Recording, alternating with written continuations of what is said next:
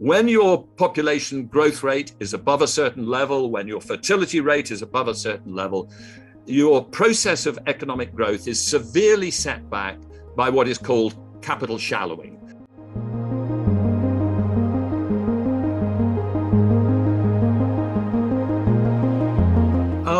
I'd like mainly just to welcome the fact of this conference and the work of Population Matters, because I think it is really important for us to try to get a more balanced discussion of demography than we often see in popular accounts of what is going on.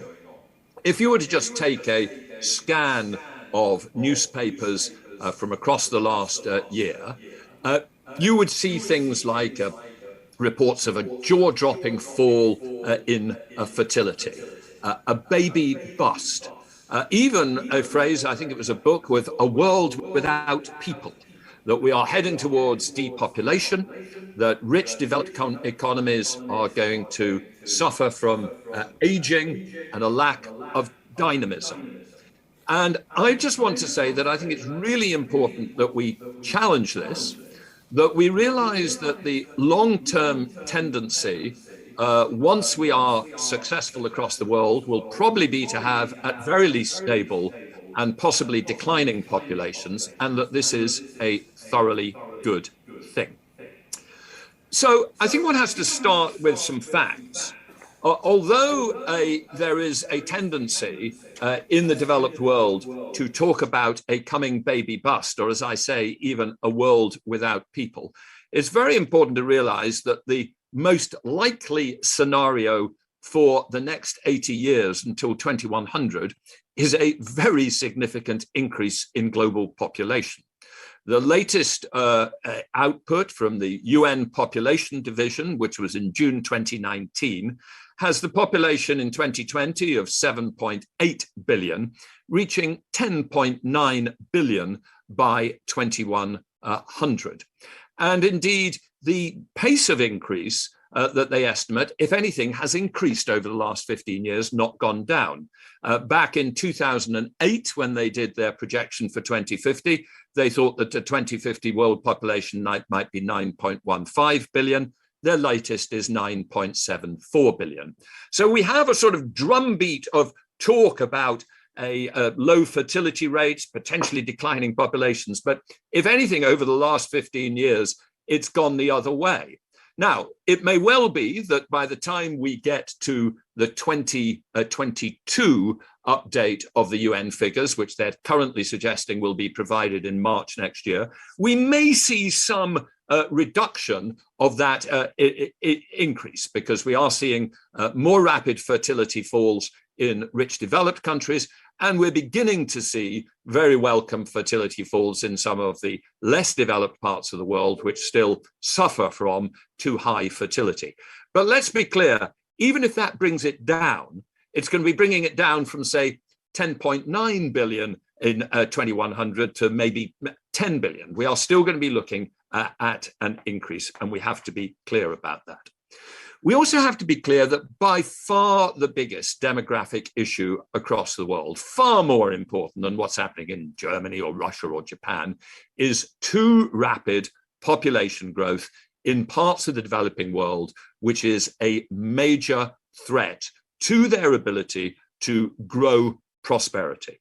When your population growth rate is above a certain level, when your fertility rate is above a certain level, your process of economic growth is severely set back by what is called capital shallowing.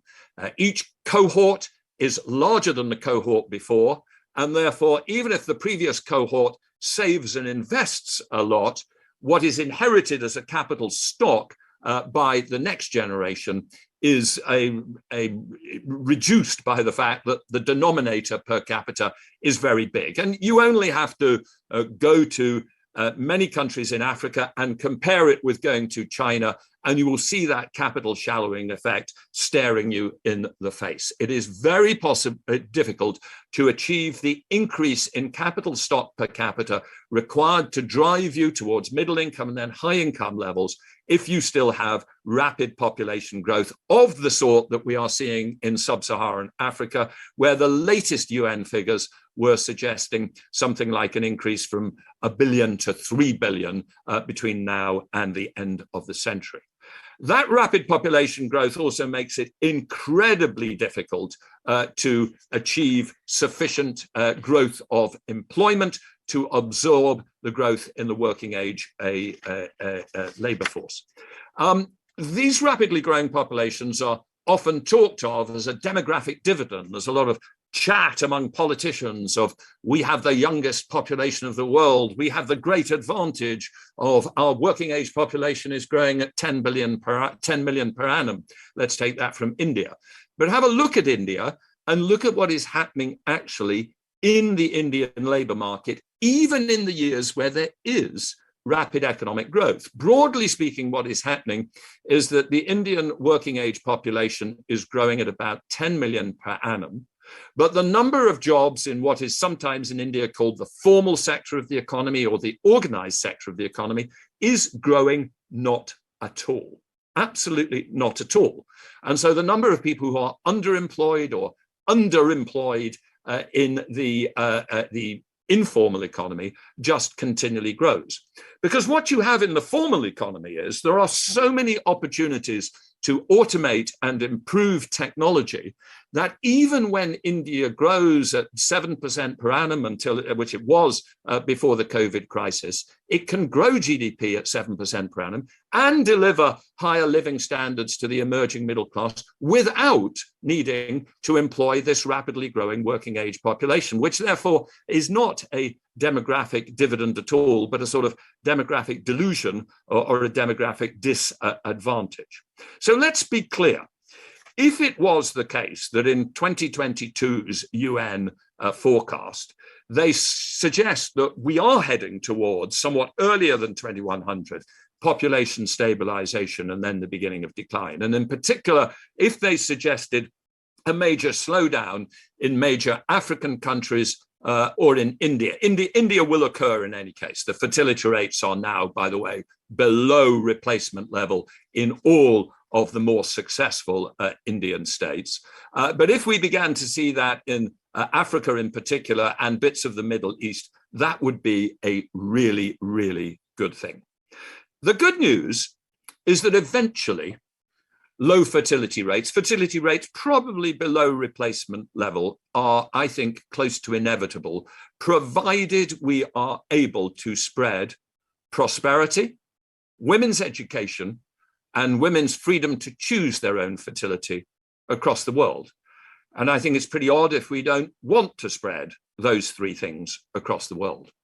Because although we should be careful of declaring that we found a universal and permanent rule of human nature, and nothing's permanent, at least for now, it does seem that we have a very widespread rule, which is that everywhere you have those three conditions, prosperity, women's education, women's freedom to choose, fertility rates fall below, and often well below, replacement levels.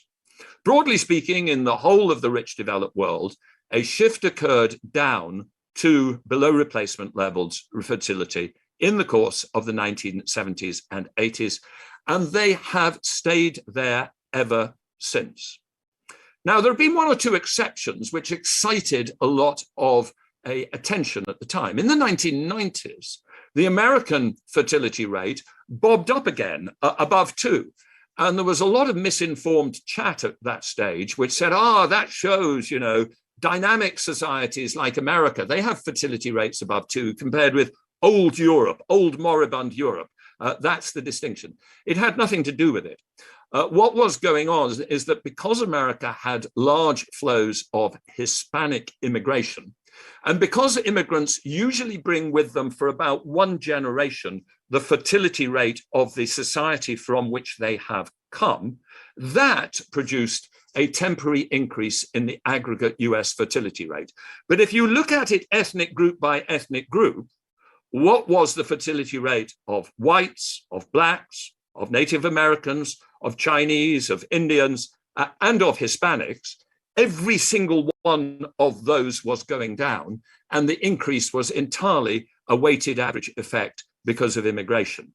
And once the Hispanic rate fell towards the black and white rate in particular, America's fertility rate has also fallen below 2 and is getting down to about 1.6 now. You often hear people say, oh, no, it's successful, dynamic, rich societies have a high fertility rates. Unsuccessful ones, they have low ones. Well, Australia has been a booming economy for the last 30 years. It's a sense of itself as a dynamic economy, not bogged down with these problems of old Europe. Its fertility rate is 1.6. Most successful country economically in Latin America is Chile, and it has the lowest fertility rate. So let's be clear. I think whatever you think you want to happen, I think it is almost certain that we will see fertility rates below a replacement level.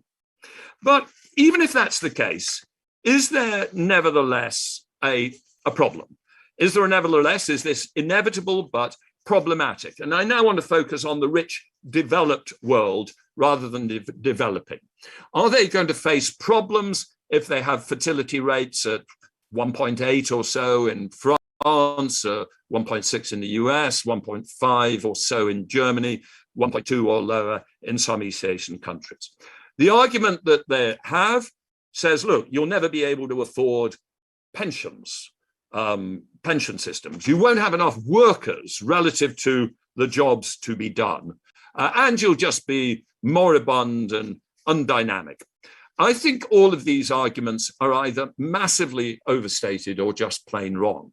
Now, I was chair of the UK Pensions Commission between 2003 and 2006. And one of the things that I ended up as a result of that was being a sort of anorak on the subject of demography and demographic ratios. And people often expect me, having been in charge of a pension commission, to say, we've got to have lots of young people from births or immigrants, because otherwise our pension systems will collapse. But the fact is that only a small amount of very obvious adjustments, of which the most obvious is to increase your retirement age in line with greater life expectancy, make a significant amount of the problems go away. And as long as your fertility rates are, let us say, 1.6, 1.8, it's a bit more problematic if you're lower, pension systems will be affordable. As for the fact that we are short of workers for the future, there's a lot of concern out there that automation will mean we're short of jobs.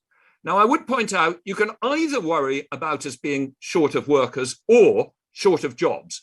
But if you're worried about both, you are suffering from some sort of illogical cognitive dissonance.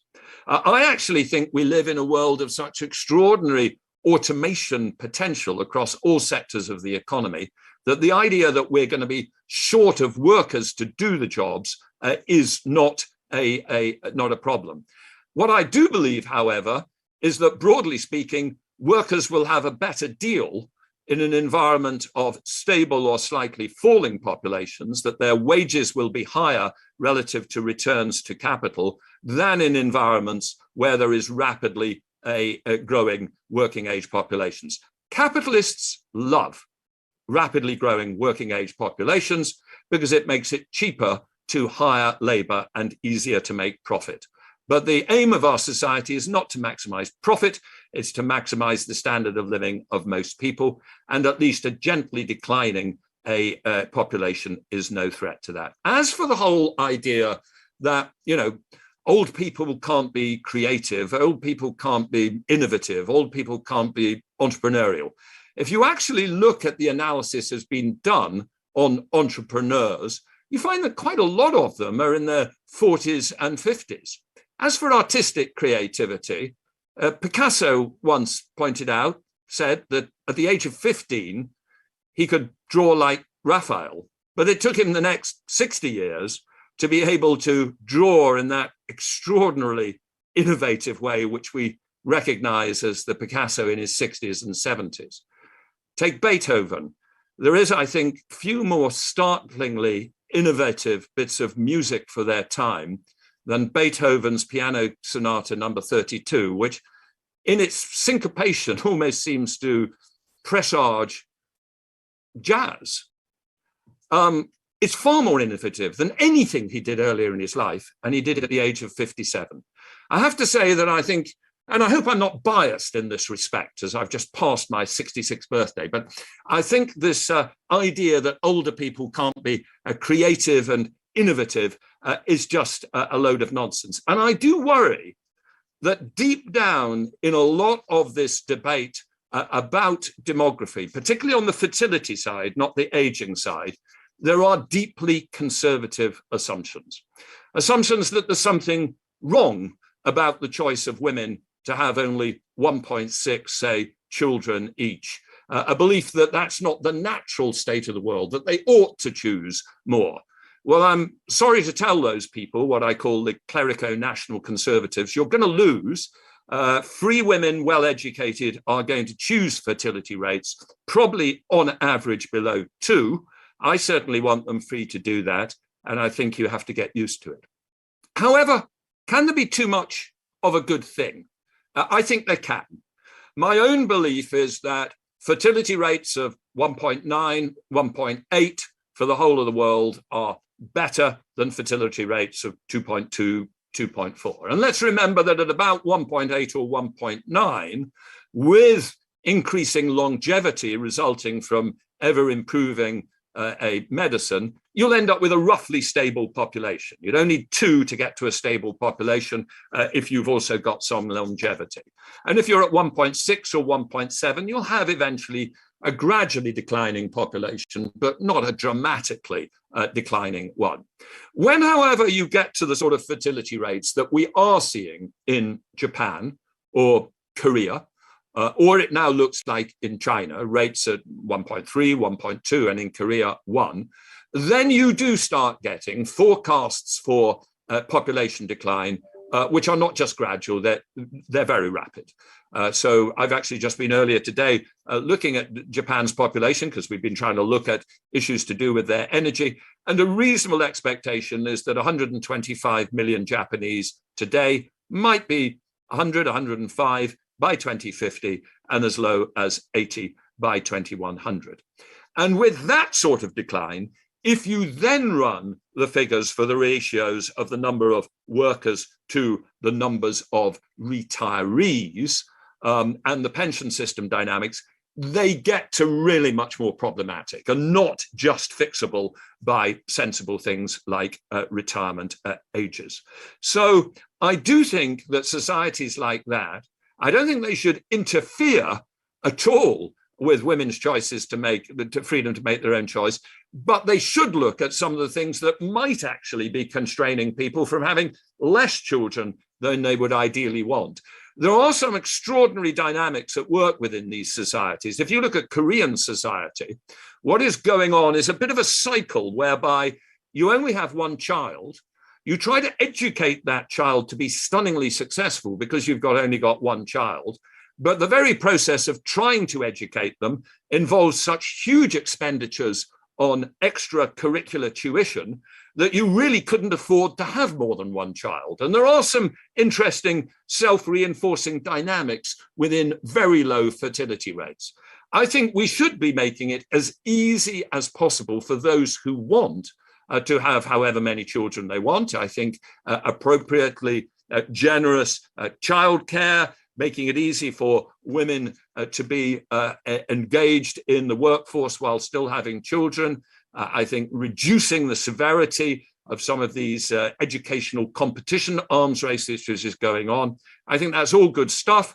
I think if you were to end up as a sensible, balanced society, let's say Scandinavia, we always say Scandinavia are sensible, balanced societies, but I actually think they are, you'll probably end up with fertility rates of about 1.6, 1.7, 1.8. And I think that would probably be a good thing compared with 1, 1.2. But I think it's very unlikely anytime soon that sensible, educated, free to choose societies with those sort of supporting policies are going to go back to fertility rates above 2.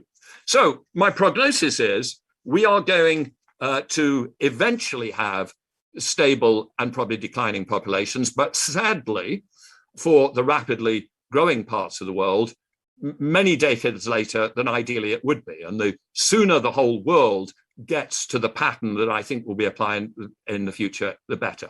Let me finally comment on the environmental benefits of a stable population.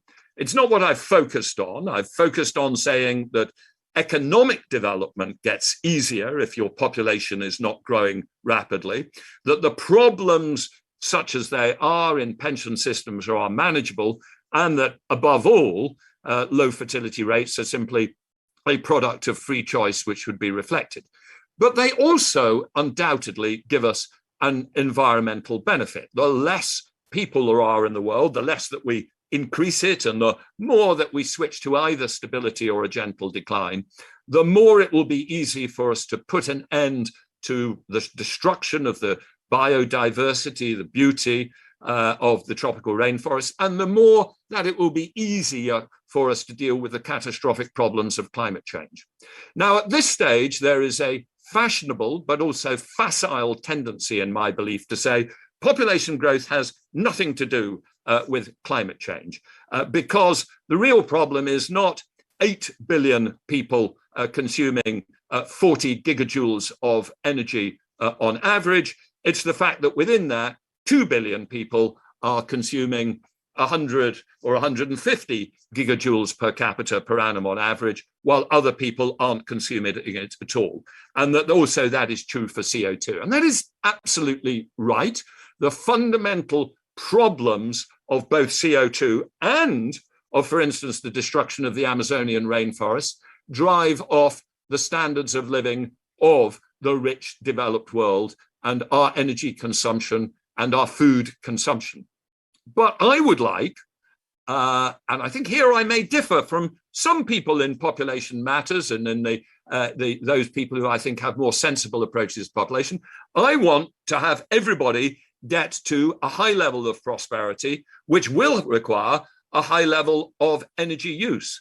And if you get to that, it's going to be much more difficult to do that in a way which is compatible with dealing with climate change if we end up with 9 billion people or 11 billion people using 90 gigajoules per capita on average, rather than 7 billion or 8 billion or whatever we could limit it at. So yes, the key problem at the moment is the high carbon intensity and the unsustainability of the living standards of the rich developed world. But it is a clear and obvious piece of mathematics that once you have aimed to get everybody to a reasonable level of prosperity, that will have some sort of environmental footprint. We can't make that zero. And it will be a bigger and more harmful environmental footprint the bigger the absolute numbers. So in environmental reasons, as well as everything else, the sooner we get to stable populations, the better. And if, at least for a period of time thereafter, we then have gradually declining, but not dramatically declining populations, I think that will be a thoroughly, thoroughly good thing.